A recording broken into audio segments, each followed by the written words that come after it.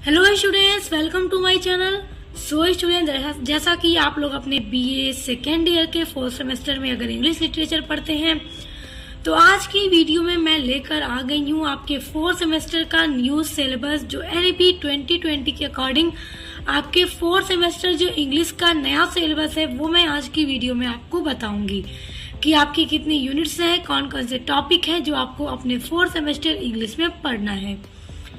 तो देखिए, आपका जो फोर्थ सेमेस्टर इंग्लिश है उसका टाइटल है इंडियन लिटरेचर इन ट्रांसलेशन, यानी कि आपको इसमें ट्रांसलेशन के बारे में पढ़ना है। इंग्लिश का जो भी ट्रांसलेशन है उसकी हिस्ट्री, सारी चीजें आपको अपने फोर्थ सेमेस्टर में पढ़नी है। देखिए, मैंने आपके first semester, second semester, third semester सभी के सिलेबस अपलोड किए, सभी की क्लासेस कराई। तो आपका आज की वीडियो में मैं फोर्थ सेमेस्टर के बारे में सब कुछ बताऊंगी और इसके ऊपर वीडियो भी पूरी अपलोड करूंगी। अब देखिए, चलिए देखते हैं आपका यूनिट नंबर 1।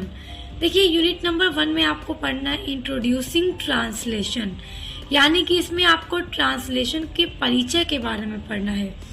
जैसे देखिए, आपका क्या टॉपिक है इसमें, a brief history and significance of translation in a multilinguistic and multicultural society like India. देखिए, इसमें आपके यूनिट नंबर 1 में जो फर्स्ट टॉपिक है ए ब्रीफ हिस्ट्री, एक हिस्ट्री आपको पढ़नी है ट्रांसलेशन की और उसके सिग्निफिकेंस, यानी जो भी ट्रांसलेशन का महत्व है इंडिया में, जो भी ट्रांसलेशन का महत्व है, जो हम हिंदी टू इंग्लिश ट्रांसलेशन करते हैं उसका जो भी महत्व है वो आपको पढ़ना है। देखिए, मल्टीलिंग्विस्टिक का मतलब होता है कि बहुभाषाई। जैसे हमारा भारत जो है इसमें एक भाषा नहीं बोली जाती, इसके हर अलग अलग राज्यों में अलग अलग भाषाएं बोली जाती हैं। जैसे उत्तर प्रदेश में देखिए हिंदी भाषा, बिहार में हिंदी, आप लोग तमिलनाडु में देखिए तमिल भाषा, बांग्ला, पश्चिम बंगाल में बंगाली बोली जाती है। इस तरह से अलग अलग इसके राज्यों में भी अलग अलग भाषाएं हैं।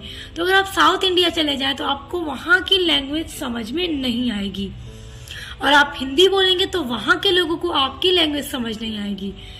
तो एक दूसरे को अगर कोई लैंग्वेज जो कनेक्ट करती है वो है इंग्लिश। अगर आप इंग्लिश में उनसे कुछ कहेंगे तो वो भी समझेंगे, वो आपसे कुछ कहेंगे इंग्लिश में तो आप भी समझेंगे। यानी कि हमारा भारत एक ऐसा देश है जहाँ के हर राज्य में अलग अलग भाषाएं बोली जाती हैं और उन सभी को कौन सी लैंग्वेज कनेक्ट करती है, इंग्लिश लैंग्वेज। वो अपनी बात को इंग्लिश में ट्रांसलेट करके आपको बता देंगे, आप अपनी बात को इंग्लिश में ट्रांसलेट करके उनको बता देंगे। तो इसलिए आप लोग सबकी लैंग्वेज समझ जाएंगे, सबकी बातें समझ जाएंगे। तो ये brief history and significance of translation, India में ट्रांसलेशन का जो हिस्ट्री है वो और उसके महत्व को पढ़ना है। देखिए, मल्टीलिंग्विस्टिक मतलब होता है बहुभाषाई, यानी जहाँ पर अलग अलग तरह की भाषाएं बोलने वाले लोग रहते हैं। एंड मल्टी कल्चरल, जो कि हर तरह की संस्कृति यहाँ की सोसाइटी में है। इंडिया में अलग अलग जगहों पे अलग अलग कल्चर और अलग अलग लैंग्वेज, तो उनके बारे में और ट्रांसलेशन के महत्व के बारे में ये आपको यूनिट नंबर 1 के फर्स्ट टॉपिक में पढ़ना है। अब देखिए, सेकेंड टॉपिक है आपके यूनिट नंबर 1 का literal translation versus free translation. देखिए, लिटरल ट्रांसलेशन क्या होता है, जैसे कि आप अगर चलिए मान लेते हैं साउथ इंडिया गए हैं, वहां पर आपसे किसी ने अपनी लैंग्वेज में कुछ कह दिया, आप उसको आप समझ नहीं पाए, तो वो आपको उसका पूरा ट्रांसलेट करके अगर बताए एक एक वर्ड की मीनिंग।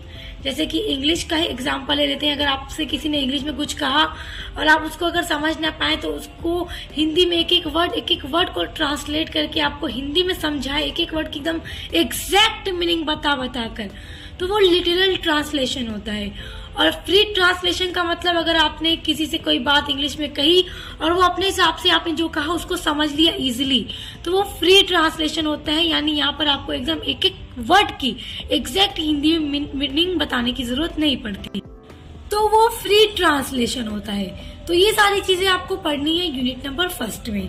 अब आ जाते हैं आपके यूनिट नंबर 2 में। यूनिट नंबर 2 में आपको पढ़ना है using tools of technology for translation. देखिए, tools of technology for translation, क्योंकि देखिए अब आज के टाइम में बहुत तरह तरह के टूल्स हैं, एप्स ऐसे हैं जिनमें आप इजीली किसी भी लैंग्वेज को ट्रांसलेट कर सकते हैं। किसी भी लैंग्वेज में आप हिंदी को इंग्लिश में, इंग्लिश को हिंदी में, तमिल को इंग्लिश में, किसी भी लैंग्वेज को बस आप बोल देंगे, स्पीक करेंगे और वो ट्रांसलेट होकर आपके सामने आ जाता है। तो उन सभी चीजों के बारे में आपको पढ़ना है यूनिट नंबर 2 में। जैसे देखिए कंप्यूटर मोबाइल ट्रांसलेशन, जैसे कि आपके मोबाइल में, आपके कंप्यूटर में अलग अलग एप्स होंगे जिनके थ्रू ट्रांसलेट आप कर सकते हैं। सॉफ्टवेयर और translating different kind of text with differencing level of complexity and for transliteration. जैसे देखिए ट्रांसलेट को करने में, किसी भी लैंग्वेज को अगर किसी अदर लैंग्वेज में ट्रांसलेट करना है तो उसको ट्रांसलेट करने में जो भी सॉफ्टवेयर है, जो भी टेक्नोलॉजी है, जो भी एप्स हैं मोबाइल कंप्यूटर में, तो जो भी वो भूमिका निभा रहे ट्रांसलेशन में, उन सभी के बारे में आपको डिस्कस करना है यूनिट नंबर 2 के अंदर। तो आई होप आप यहाँ तक समझ गए होंगे। देखिए आपको अपने इस 4th सेमेस्टर में सिर्फ ट्रांसलेशन के बारे में ही पढ़ना है। आइए अब देखते हैं यूनिट नंबर 3। यूनिट नंबर 3 में आपको फिक्शन पढ़ना है। जैसे रविन्द्रनाथ टैगोर का है, आप देखिए fiction the home and the world, ये नॉवेल है। तो देखिए इसको ट्रांसलेट किया है सुरेंद्रनाथ टैगोर ने, तो ये आपको पढ़ना है। और उसके बाद है अमृता प्रीतम का पिंजर, ये आपको पढ़ना है। और देखिए ये कहाँ से पब्लिश्ड हुए, न्यू दिल्ली तारा प्रेस से ये पब्लिश्ड हुआ है। अब देखिए यूनिट नंबर 4 है आपका पोएट्री, यानी 3rd में आपका नॉवेल, 4th में आपका पोएट्री आपको पढ़ना है। तो जो जयशंकर प्रसाद का आंसू है ये आपको पढ़ना है इसमें, जिसको इंग्लिश में ट्रांसलेट किया गया है तो उसका नाम है द गार्डन ऑफ लॉनलीनेस, जिसको ट्रांसलेट किया है चार्ल्स S.J. वाइट ने। और ये पब्लिश कहाँ से हुआ है, दिल्ली मोतीलाल बनारसी दास से। तो ये यहाँ से पब्लिश हुआ, ये आपको बताया जा रहा है, इस तरह से आप समझिए। तो आपको इसमें और देखिए एक कबीर का द इंग्लिश राइटिंग्स और रविंद्रनाथ टैगोर। तो देखिए यूनिट नंबर 4 में पोएट्री में आपको 2 पढ़ना है, एक जयशंकर प्रसाद का आंसू और एक कबीर का। अब आ जाते हैं आपके यूनिट नंबर 5 पर। यूनिट नंबर 5 में आपको पढ़ना है शॉर्ट फिक्शन। देखिए शॉर्ट फिक्शन का मतलब जो स्टोरी होती है वो आपको पढ़ना है। जिस तरह आप लोगों ने 1st सेमेस्टर में शॉर्ट स्टोरी पढ़ी है ना, उसी तरह से स्टोरी यहाँ पर आपको पढ़ना है, शॉर्ट फिक्शन। और ऊपर जो यूनिट 3 में आपका था फिक्शन, वो नॉवेल था। फिर आपने 4th में पोएट्री पढ़ना है और यूनिट नंबर 5 में आपको शॉर्ट फिक्शन यानी स्टोरी पढ़नी। इसमें यूनिट नंबर 5 में आपका पहला जो फिक्शन है शॉर्ट फिक्शन वो है भीष्म साहनी की स्टोरी अमृतसर आ गया, ये आपको पढ़ना है। और दूसरा जो शॉर्ट फिक्शन है वो है महाश्वेता देवी का द हंट, ये आपको पढ़ना है यूनिट नंबर 5 में।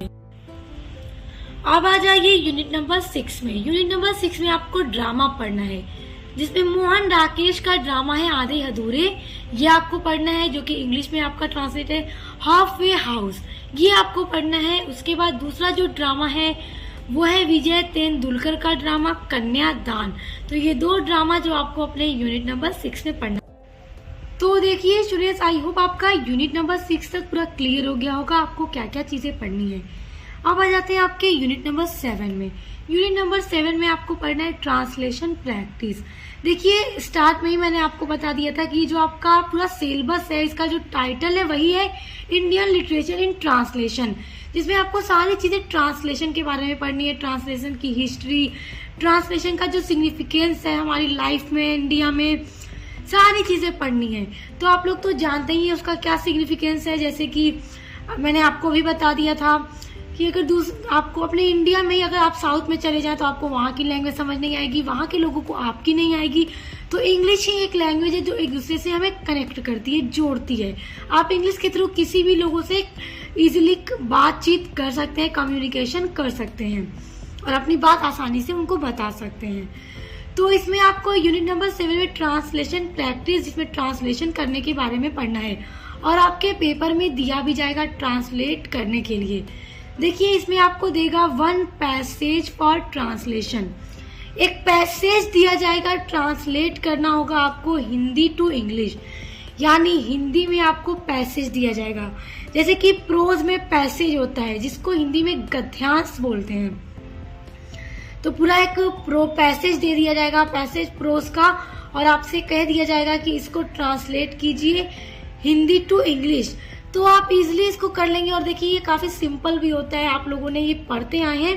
देखिए ये सारी चीजें हम बचपन से पढ़ते आ रहे हैं, हमने पढ़ा है, आपने भी पढ़ा है, क्लास में टीचर ने आपको पढ़ाया होगा, आपने पढ़ा भी है। और जो भी ग्रामर के रूल हैं, ग्रामर के, और जो भी टेंस है, 3 तरह की सारी चीजें पढ़ी होंगी, जो भी चीजें उसमें यूज होती हैं, जिनके थ्रू ट्रांसलेट करने में जो सारी चीजें हमारी हेल्प करती हैं, जो भी चीज उसके मॉडल होते हैं।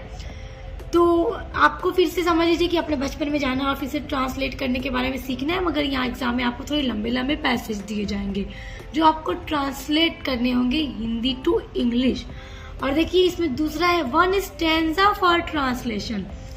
स्टैंजा का मतलब आपको एक पूरा पोएम का, पोएट्री का स्टैंजा दे दिया जाएगा हिंदी में, और अब कह दिया जाएगा ट्रांसलेट कीजिए हिंदी टू इंग्लिश।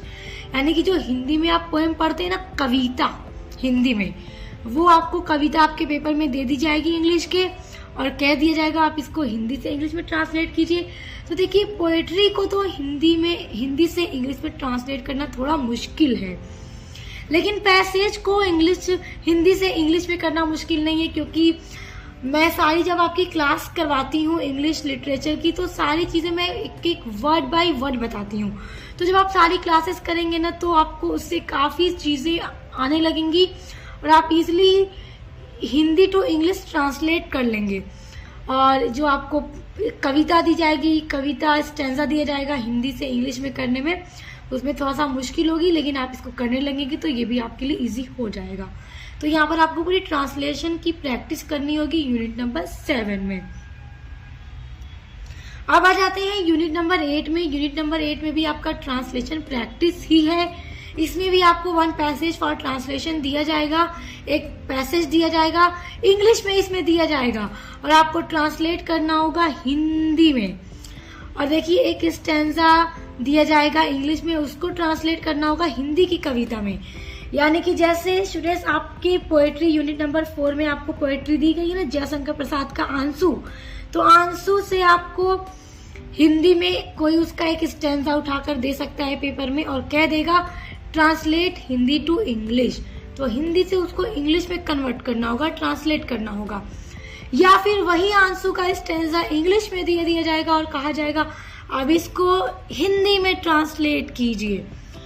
और जो ड्रामा है, स्टोरी है, फिक्शन है, उनके पैसेज दिए जाएंगे, वो हिंदी से इंग्लिश में या हिंदी से इंग्लिश या इंग्लिश से हिंदी में आपको पूरा ट्रांसलेट करना रहेगा एग्जाम में।